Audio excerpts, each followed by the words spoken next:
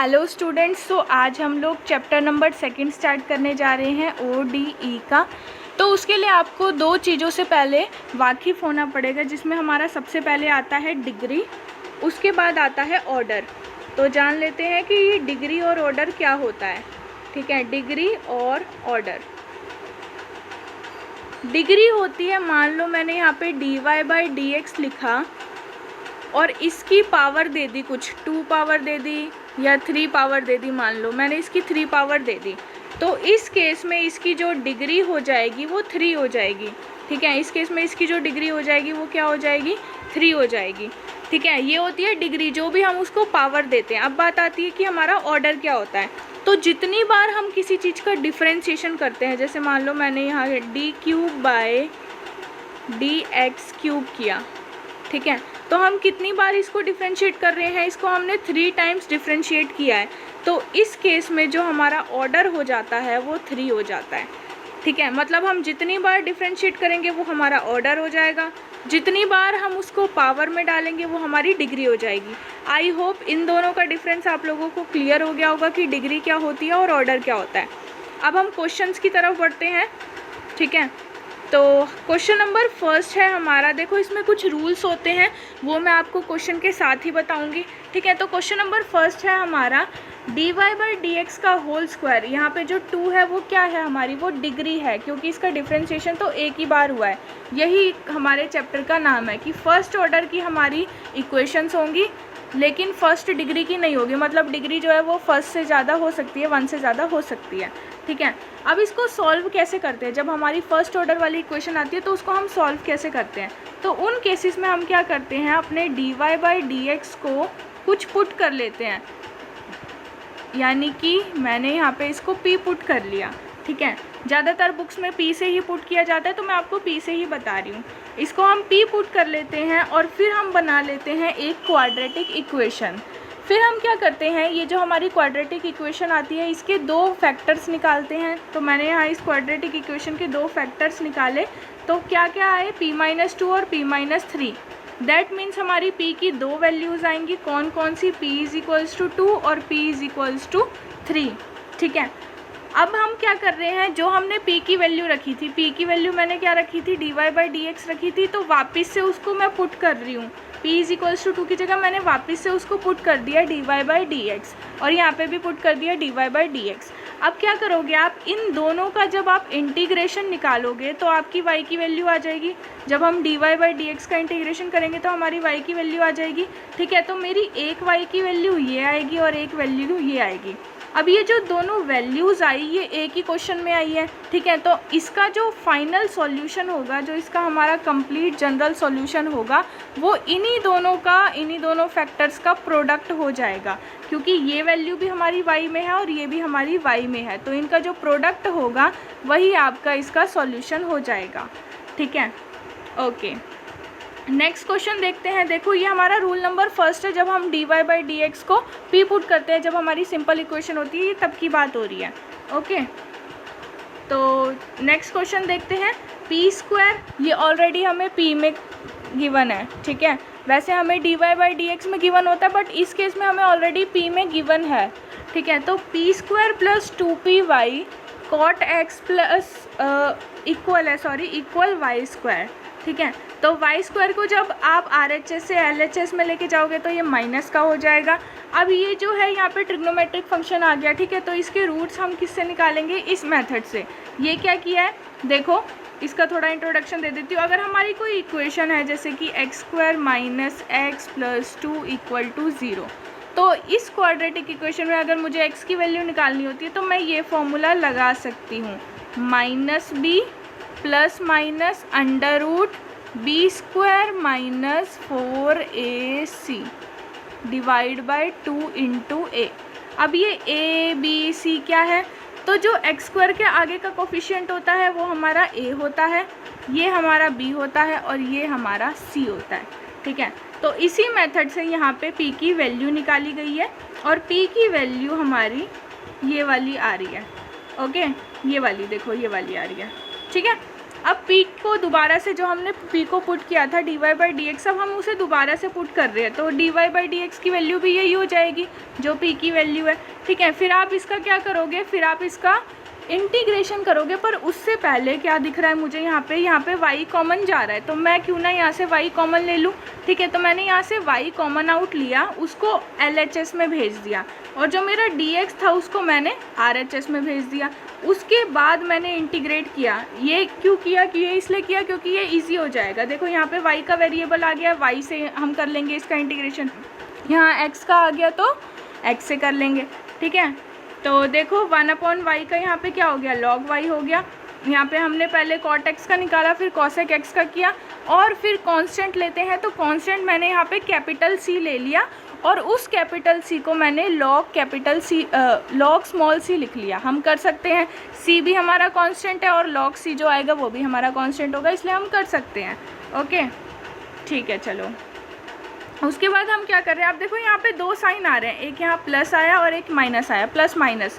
तो पहले हम अपर साइन ले रहे हैं, पहले हम प्लस से निकालेंगे, फिर हम लोअर साइन लेंगे यानी कि हम माइनस से निकालेंगे।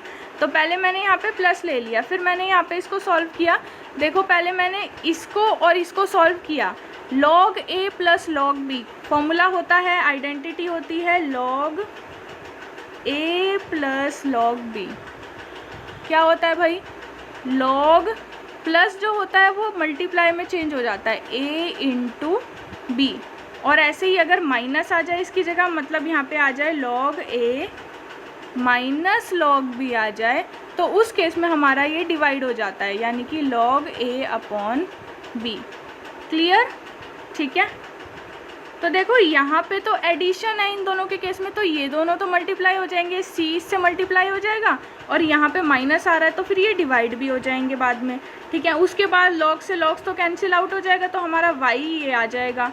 ओके, फिर हम इसको क्या कर रहे हैं, फिर हम इसको चेंज कर रहे हैं साइन और कॉस में। जब हम इसको साइन और कॉस में चेंज कर देंगे तो हमारा ये आ जाएगा।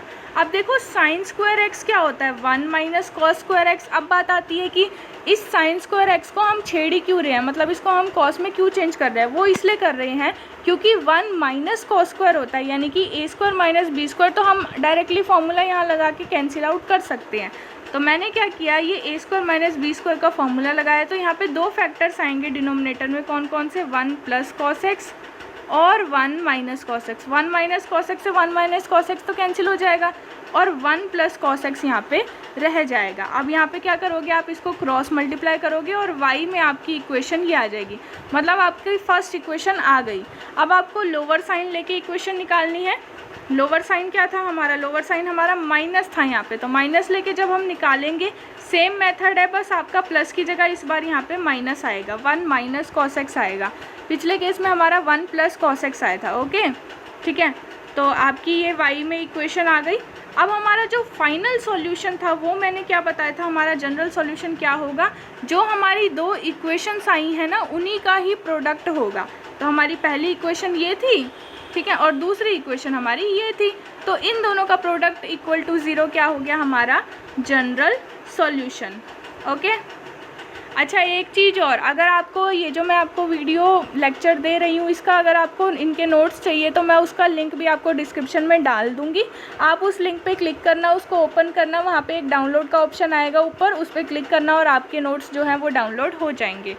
इसके अलावा ट्रिग्नोमेट्री और वेक्टर कैलकुलस, इन सारी वीडियोस के जितने भी मैंने अभी चैप्टर्स इसमें करा दिए हैं सबके लिंक मैं डिस्क्रिप्शन में डाल दूँगी, आप वहाँ से देख सकते हो जाके। ओके, ठीक है, नेक्स्ट क्वेश्चन करते हैं हम। P cube minus p x square plus x y plus y square plus x y into x plus y equal to 0।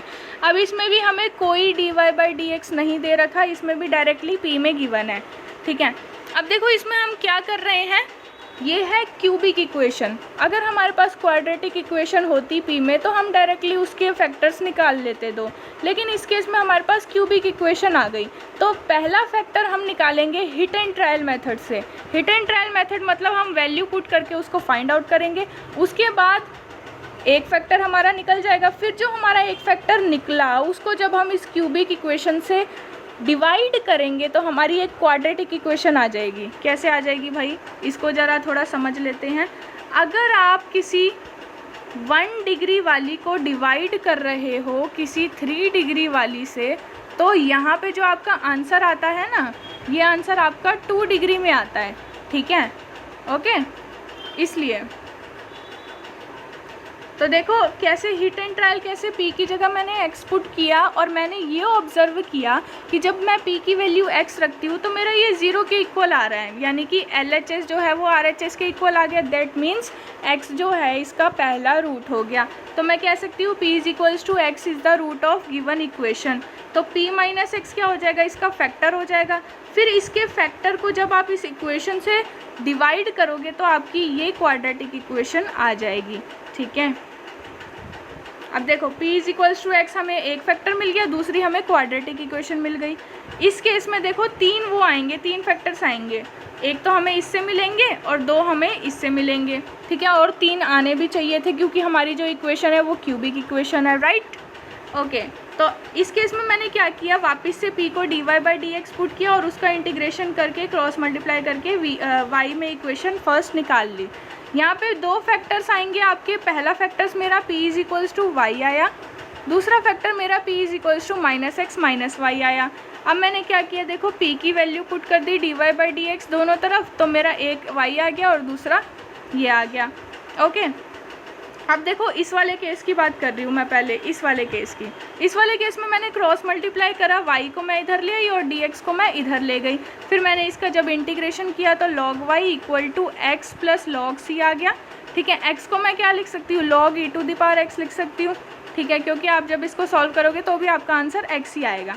अब log a plus log b, log a into भी हो जाएगा, ठीक है, और log से log कैंसिल आउट कर दिए यहाँ पे, तो y is equals to e⁻x into C आ गया, और y minus e⁻x into C equal to 0 आ गया, ठीक है। ये तो हमने फर्स्ट केस के लिए सॉल्व कर लिया। अब हम इस केस की बात करते हैं, ठीक है। तो इस केस का यहाँ पे है, देखो dy/dx जो है वो -x - y के गिवन है इक्वल, ठीक है। तो मैंने माइनस को कॉमन आउट ले लिया। अब मैंने इसको सिंप्लीफाई करने के लिए इसको लेट कर लिया कि ये t के इक्वल है। क्यों लेट कर रहे हैं, क्योंकि अगर आप डायरेक्ट यहाँ से क्रॉस मल्टीप्लाई करके करना चाहो तो आप नहीं कर पाओगे ना। अगर आपका dx इधर चला जाएगा तो dx के साथ x तो आएगा ही, साथ में y भी आ जाएगा, और अगर आप दोनों को इधर लेके जाओगे तो यहाँ भी dy के साथ x भी आ जाएगा और y भी आ जाएगा, तो हमारे लिए तो प्रॉब्लम हो जाएगी। लेकिन हमें प्रॉब्लम क्रिएट नहीं करनी, हमें सिंपली इसको सॉल्व करना है। तो हम यहाँ पे क्या करेंगे, इसको t के इक्वल लेट कर लेंगे। फिर उसका जब डिफ्रेंशिएशन करेंगे तो हमारा x का क्या हो जाएगा, 1 हो जाएगा, y का क्या हो जाएगा, dy/dx हो जाएगा, और t का क्या हो जाएगा, dt/dx हो जाएगा, ठीक है। तो हम यहाँ से इसकी वैल्यू निकाल लेंगे, dy/dx की क्या आ जाएगी, dt/dx -1, ठीक है। अब वापस से मेरी जो x प्लस वाई की वैल्यू t थी, मैंने वापस से वो वैल्यू पुट कर दी। कैसे पुट कर दी भाई, देखो इस केस में देखो dt/dx -1 इक्वल है dy/dx के, ठीक है। तो मैंने यहाँ किया ये वाली जो मेरी साइड है, देखो इसे हटाओ पहले, तो अच्छे से समझेंगे भाई हम, आप समझ ही रहे हैं तो, है ना। तो ये वाली साइड मैंने यहाँ पे लिख रखी है, और dx/dt को मैंने -t लिख दिया। क्यों लिख दिया, क्योंकि देखो t जो हमारा है वो x प्लस वाई है, और हम जो डिफ्रेंशिएशन कर रहे हैं वो विद रिस्पेक्ट टू क्या कर रहे हैं, विद रिस्पेक्ट टू x कर रहे हैं। तो जब हम इसका डिफ्रेंशिएशन करेंगे तो -t आ जाएगा, ठीक है। उसके बाद देखो मैंने क्या किया, यहाँ पे इस वाले 1 को मैं RHS में ले गई, तो ये 1 - t हो जाएगा। अब इसका आप डायरेक्टली क्रॉस मल्टीप्लिकेशन करके निकालोगे तो देखो ये भी t वाले आ गए और x वाले सेपरेट आउट हो गए, ठीक है। अब आप इसका इंटीग्रेशन इजीली निकाल सकते हो। तो इसका इंटीग्रेशन मैंने निकाला, ये आ गया, और इसका ये आ गया। अब आप इसको सिंप्लीफाई करोगे तो आपका आंसर ये आ जाएगा। This is your final answer, ठीक है। अभी हमने फर्स्ट मेथड पढ़ा कि हमारी जो फर्स्ट ऑर्डर की इक्वेशन होती है उसको सॉल्व करने का, अभी हमने पहला मेथड पढ़ा है। नेक्स्ट वीडियो में हम नेक्स्ट मेथड पढ़ेंगे। तब तक के लिए until then bye bye, take care, okay. और इसके नोट्स आपको डिस्क्रिप्शन में मिल जाएंगे।